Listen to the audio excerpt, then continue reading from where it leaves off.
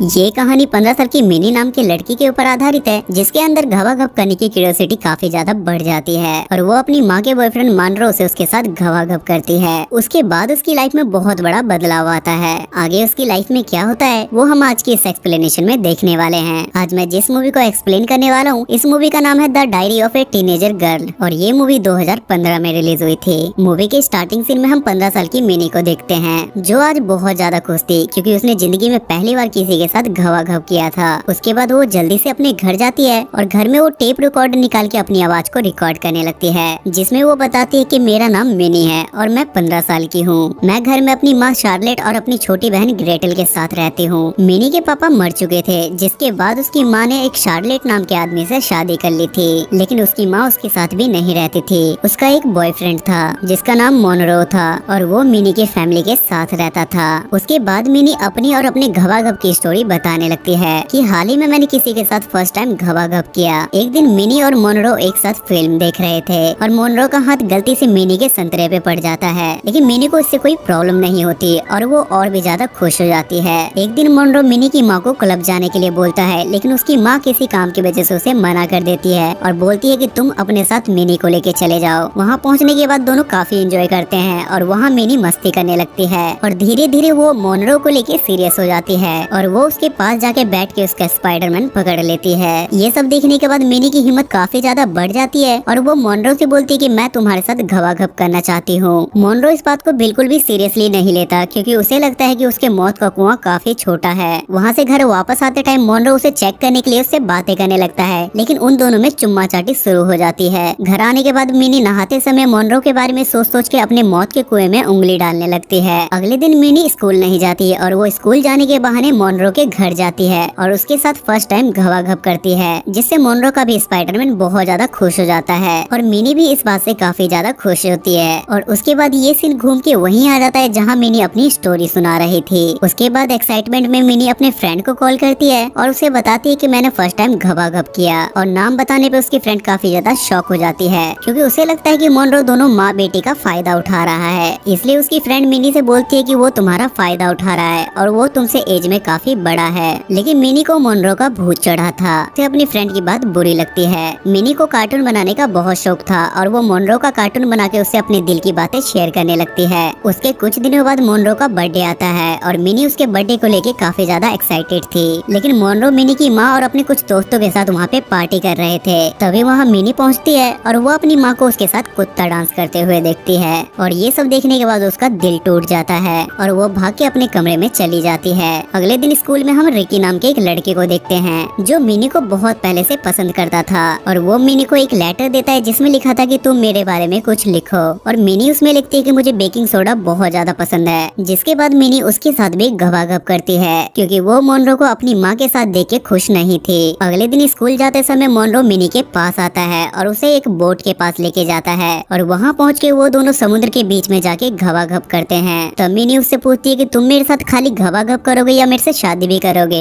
ये सुनने के बाद मोनरो का गुस्सा 7वें आसमान पे चढ़ जाता है और वो मिनी को बहुत डांटता है, जिसके बाद वो रोने लगती है और मोनरो उसे मनाने लगता है। अगले दिन मिनी की फ्रेंड किमी उसके घर आती है और वो दोनों मिलके वहाँ पे चमगादड़ डांस करने लगते हैं। तब मिनी किमी से उसकी खुशी की वजह पूछती है और वो बताती है कि आज मैंने पहली बार किसी लड़के के साथ घवाघप किया और उसका स्पाइडरमैन बहुत ज्यादा बड़ा था। ये सुनने के बाद मिनी सोच में पड़ जाती है और वो सोचती है कि काश मेरी लाइफ में भी कोई ऐसा होता जिसका स्पाइडरमैन बहुत ज्यादा बड़ा होता। ये सुनने के बाद मिनी का मूड बन जाता है और वो रिकी को बुला के उसके साथ घवाघप करने की कोशिश करती है, लेकिन रिकी उसके साथ घवाघप नहीं करता क्योंकि मिनी उसके साथ बहुत ज्यादा ओवर एक्साइटेड थी। अगले दिन मिनी के स्टेप फादर उन दोनों बहनों को मिलने के लिए बुलाते हैं। जहाँ पहुँचने के बाद वो मिनी से बोलते हैं कि तुम्हारी मॉम की जॉब छूट गई है और उनकी फाइनेंशियल कंडीशन ठीक नहीं है, इसलिए तुम मेरे साथ न्यूयॉर्क चलो। पर मिनी इस बात पे उसे साफ मना कर देती है। उसके बाद पास्कल मिनी के साथ उसके घर जाता है जहाँ मोनरो आराम से सोफे पे बैठा हुआ था, लेकिन पास्कल उससे बात नहीं करता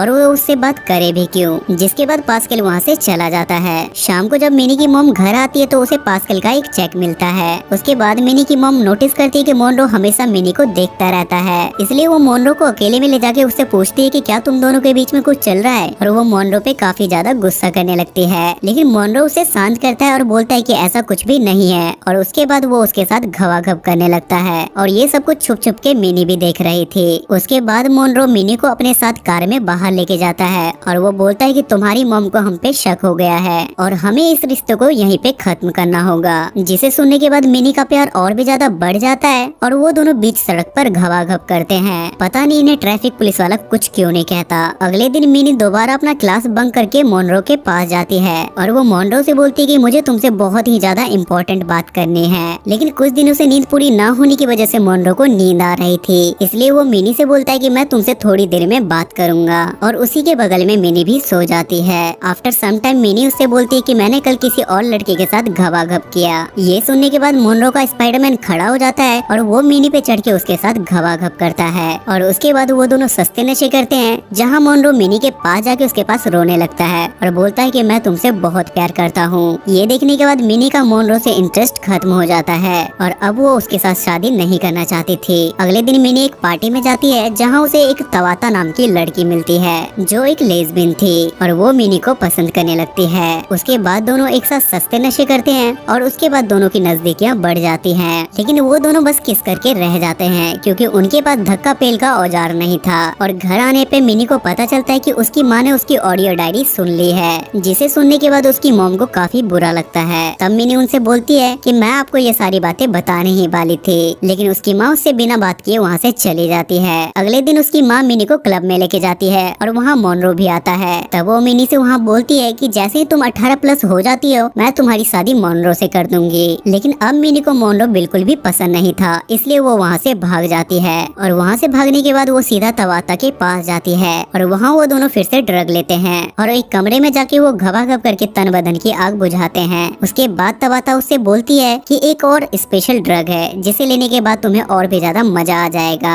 उसके बाद तवाता एक ड्रग डीलर के पास जाती है और साइड में मिनी भी चुपचाप ये सारी बातें सुन रही थी, जहाँ वो डीलर मिनी के साथ घबाघब करने की बातें कर रहा था। लेकिन मिनी वहाँ से भाग के सीधा अपने घर चली जाती है, जिसके बाद उसकी माँ उससे वहाँ मिलती है और वो उसे गले लगा के रोने लगती है और वो उससे बोलती है कि तुम अपनी पुरानी सारी बातें भूल जाओ और अपनी जिंदगी की एक नई शुरुआत करो। ये बात मिनी भी समझ जाती है और उसके बाद वो सिर्फ अपने कार्टून पे फोकस करती है और वो कार्टून आर्ट बना के बीच के साइड में जाके बेच देती है। तभी वहाँ एक दिन जॉगिंग करते हुए मोनरो वहाँ आता है और वो मिनी से एक कार्टून आर्ट खरीदता है, पर मिनी उस पे बिल्कुल भी इंटरेस्ट नहीं लेती। उसके बाद मिनी अपनी माँ के साथ एक म्यूजिक शो में जाती है और वहाँ वो डांस करके काफी इंजॉय करती है, जिससे हमें समझ आता है कि अब मिनी की लाइफ पहले की तरह बिल्कुल नॉर्मल हो चुकी है और ये मूवी यहाँ खत्म हो जाती है। सो गाइस, आई होप कि आपको आज की एक्सप्लेनेशन पसंद आई होगी और इस मूवी की IMDb रेटिंग है 6.8 स्टार्स आउट ऑफ 10 और इसे गूगल यूजर ने 77% लाइक किया है। अगर आपको एक्सप्लेनेशन पसंद आती है तो मेक श्योर आप मेरे चैनल को सब्सक्राइब करके बेल नोटिफिकेशन जरूर ऑन करें ताकि मुझे अगली वीडियो बनाने की मोटिवेशन मिलती रहे। तब तक के लिए स्टे सेफ, स्टे हेल्दी।